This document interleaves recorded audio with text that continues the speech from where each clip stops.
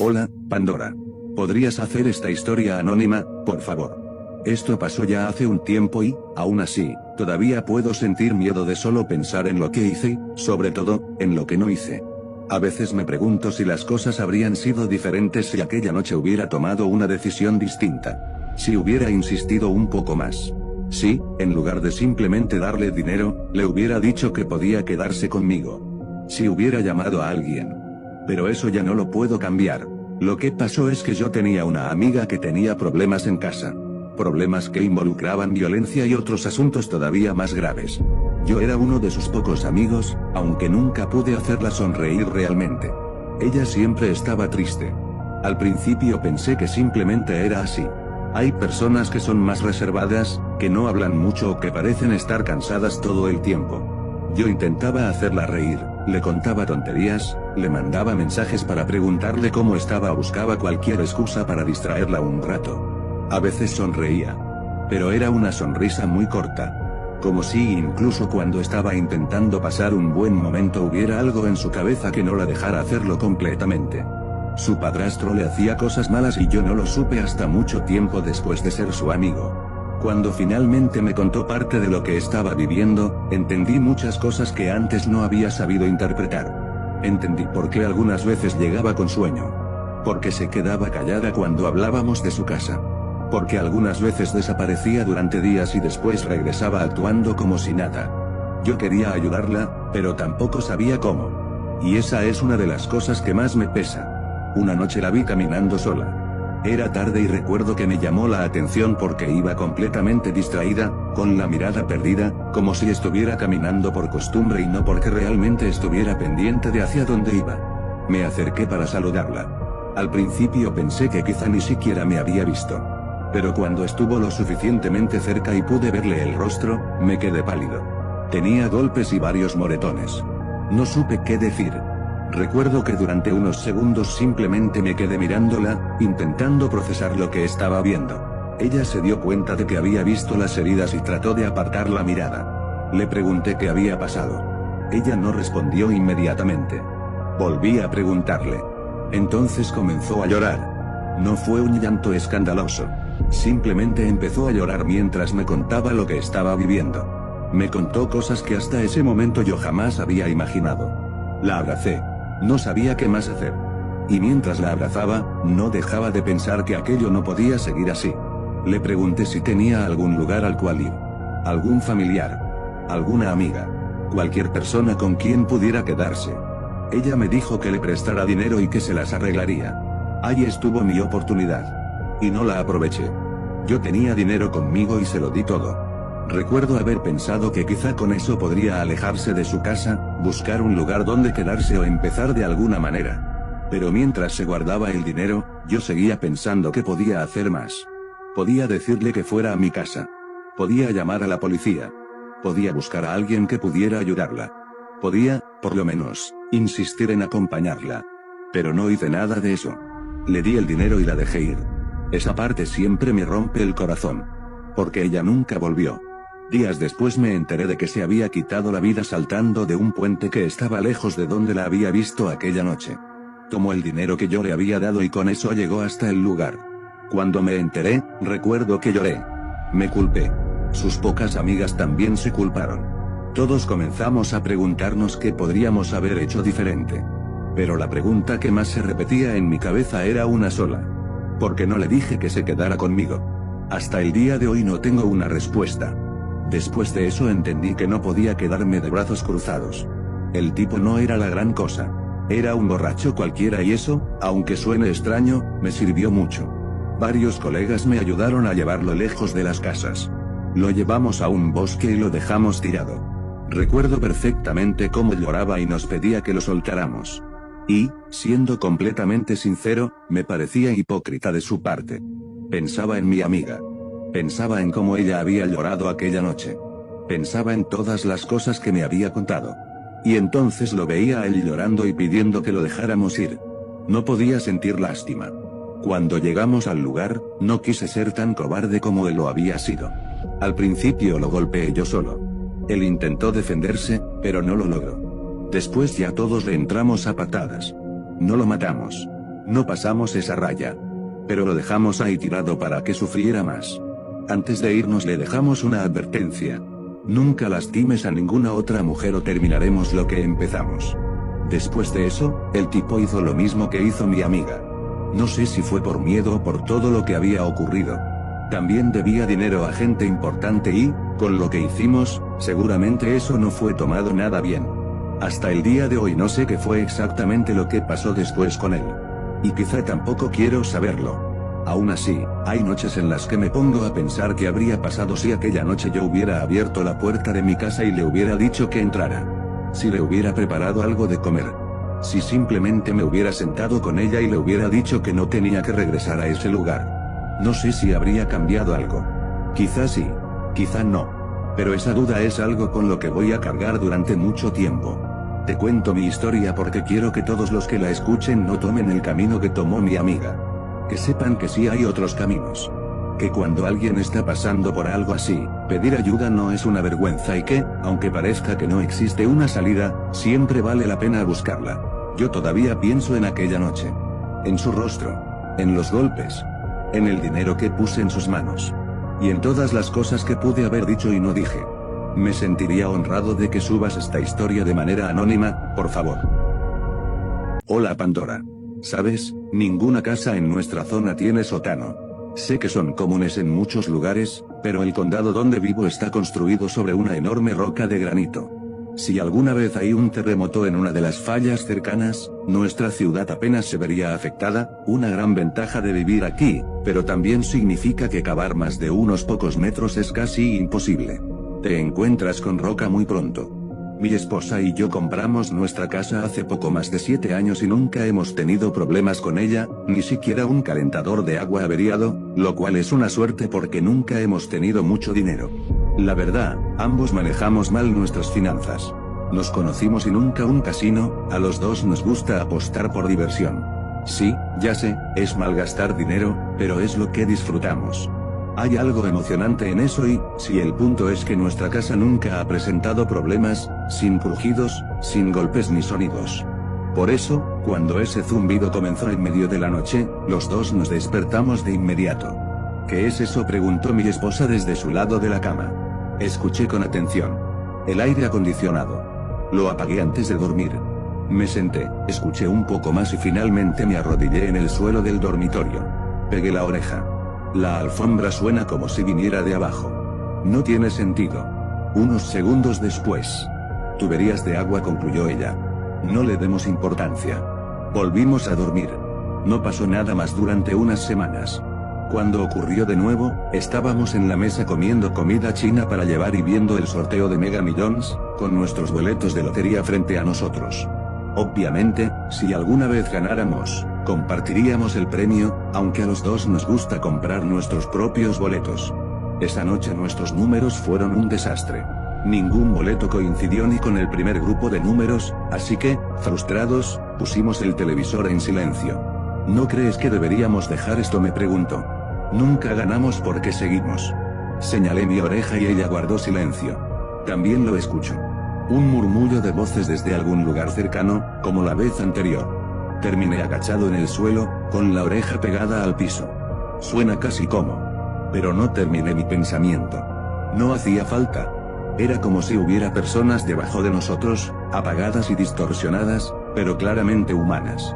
Pero eso no tenía sentido. No teníamos sótano. Ni siquiera un espacio para arrastrarse. ¿Cómo podía haber personas?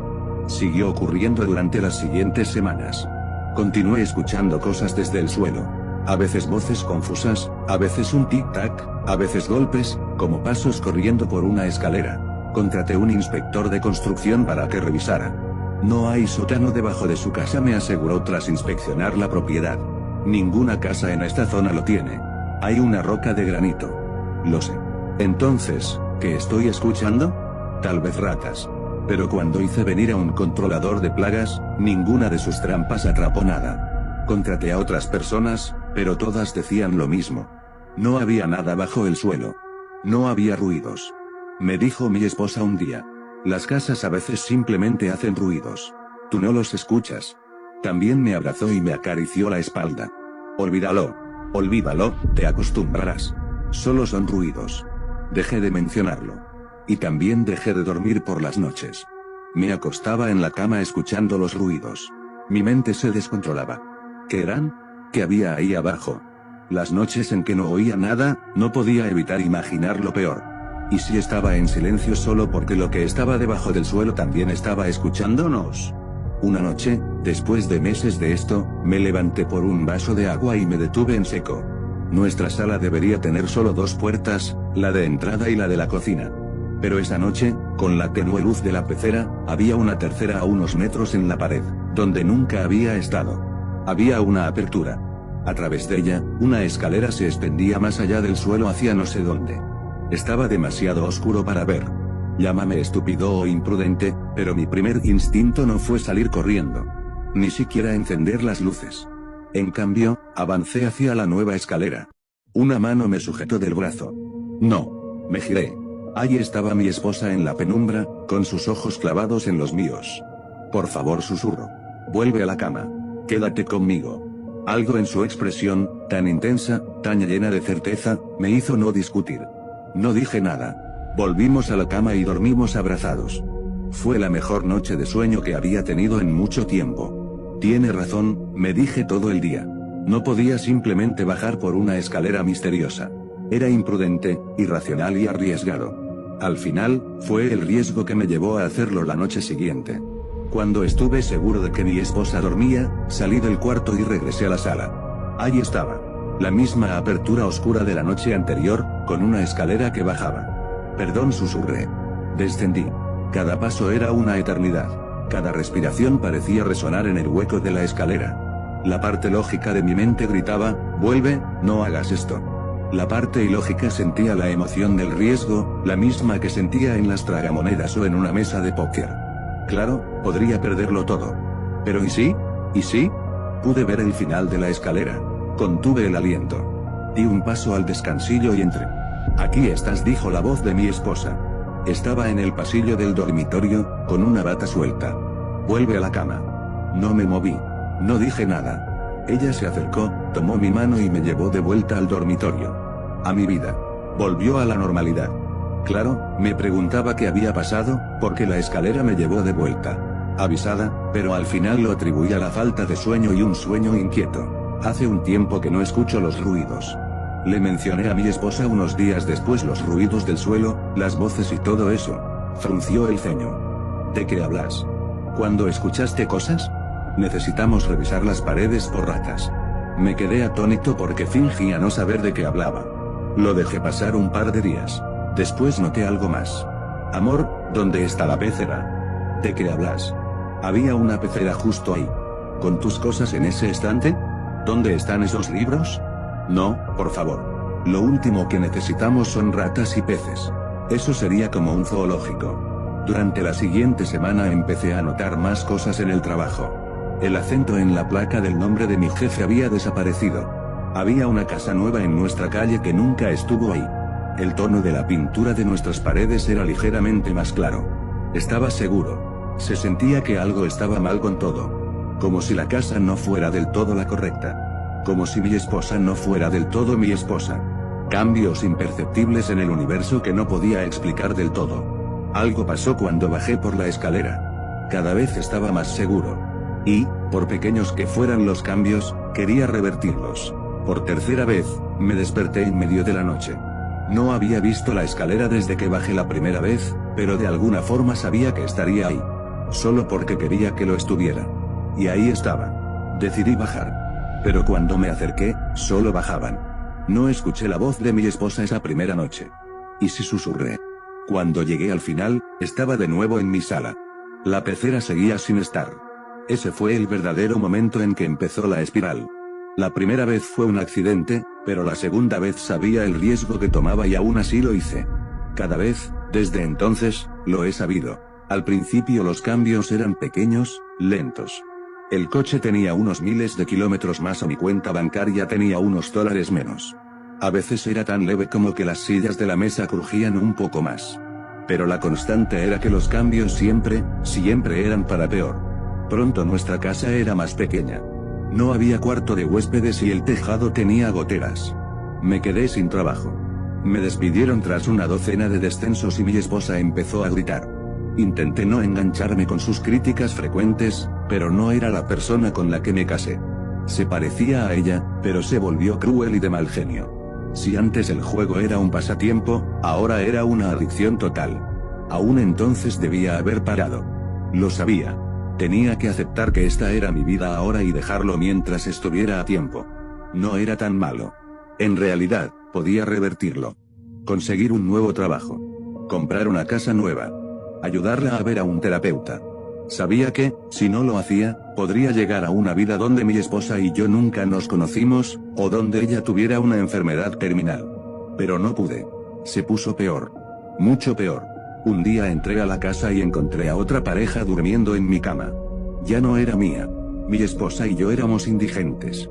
Tenía que entrar como ladrón cada noche para seguir bajando. Estaba endeudado.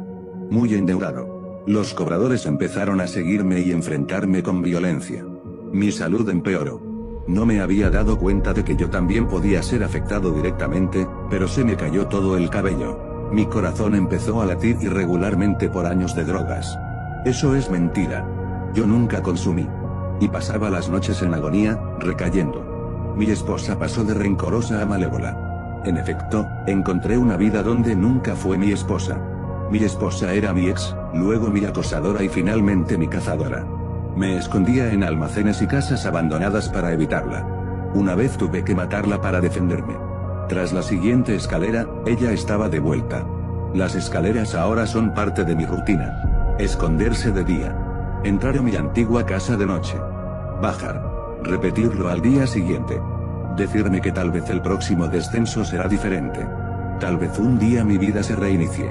Tal vez las escaleras sean un círculo y llegaría a una vida incluso mejor que la que tenía al principio.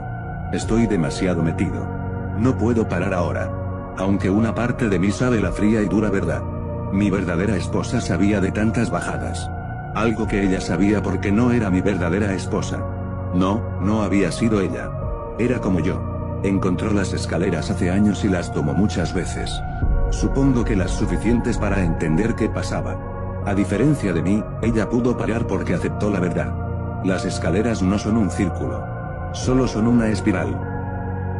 Hola Pandora. Yo soy de una ciudad pequeña y esto me pasó hace algunos años, cuando fui con varios de mis primos al rancho de mi abuelo.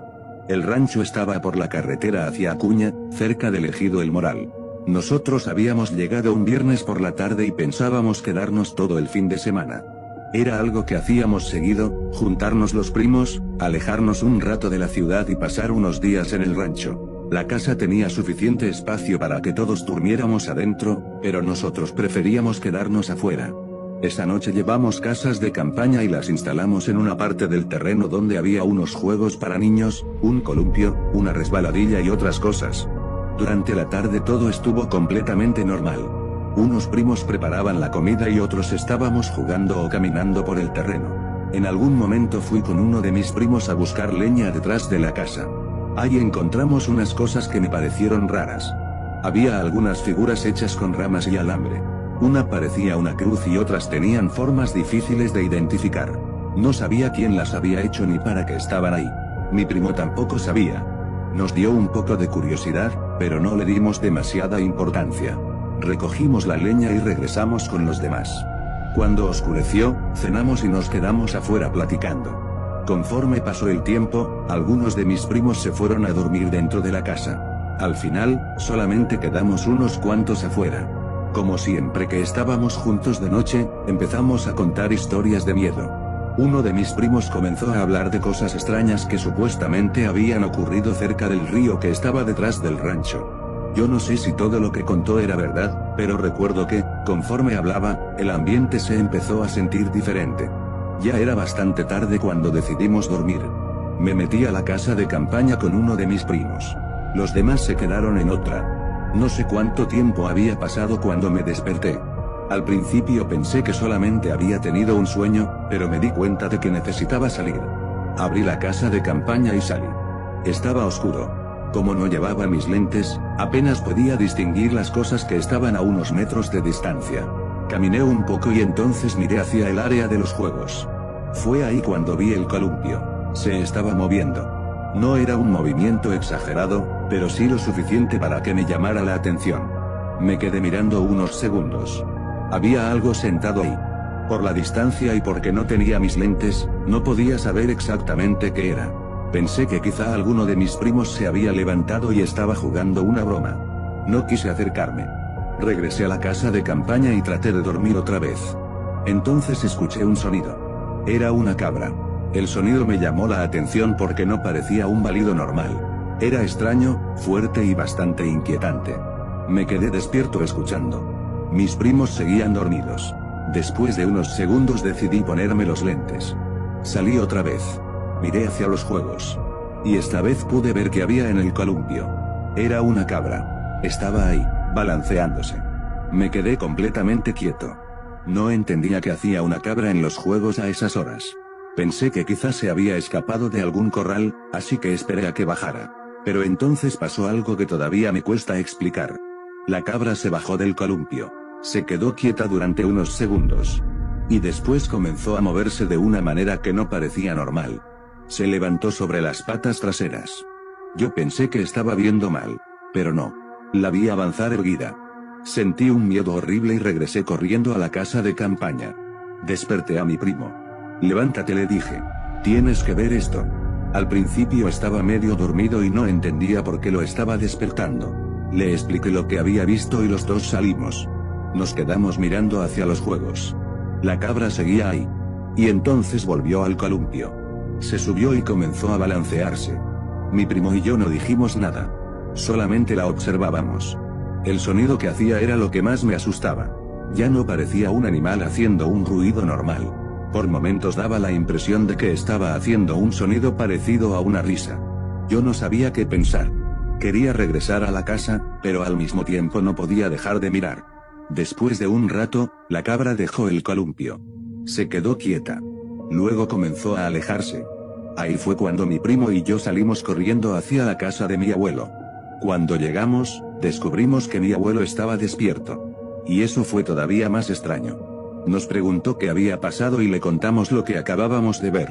Esperaba que se riera de nosotros o que nos dijera que probablemente habíamos confundido a la cabra con otra cosa. Pero no hizo eso. Se quedó serio.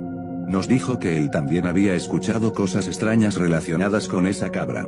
Yo pensé que estaba bromeando. Entonces nos contó que anteriormente había escuchado sonidos provenientes de donde estaban los animales y que, en alguna ocasión, le había parecido escuchar a la cabra haciendo sonidos que parecían palabras. Eso fue suficiente para que dejáramos de pensar que todo había sido imaginación. Despertamos a los demás y nos metimos todos dentro de la casa. Esa noche nadie quiso volver a dormir afuera. Hasta el día de hoy, cuando recuerdo aquella noche, hay una imagen que no puedo sacar de mi cabeza. La oscuridad del rancho.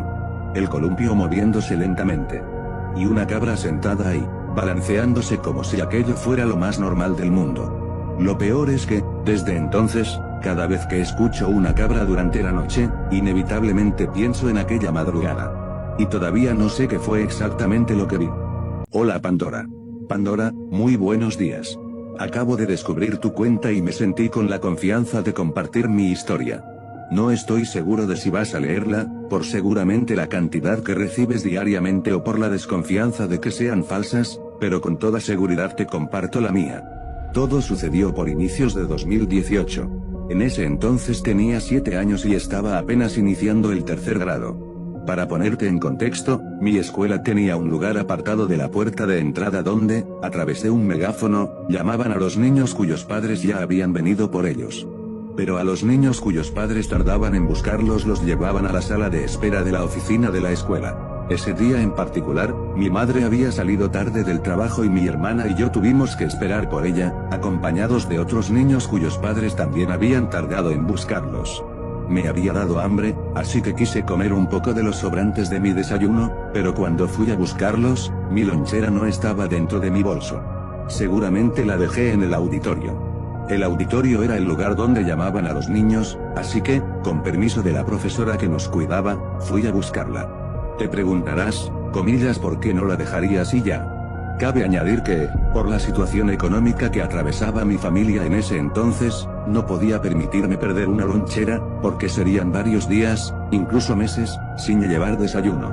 Así que, para evitar el regaño de mi mamá, fui a buscarla. Mientras caminaba hacia el auditorio, un frío y miedo ocasionado por la soledad del colegio me invadió.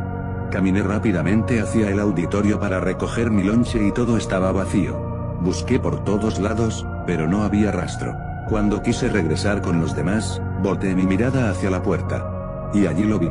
Era un chico que, al menos yo recuerdo, era alto, ya que a esa edad era muy pequeño. Estaba recostado en la pared, a un lado de la puerta, como si estuviera esperando a alguien.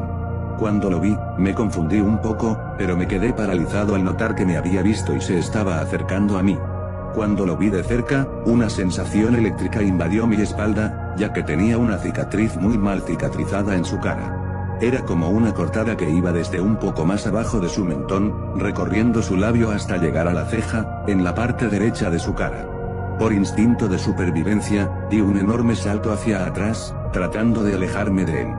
Pero, con una voz baja y una expresión confundida, me dijo: «Oye, no te asustes.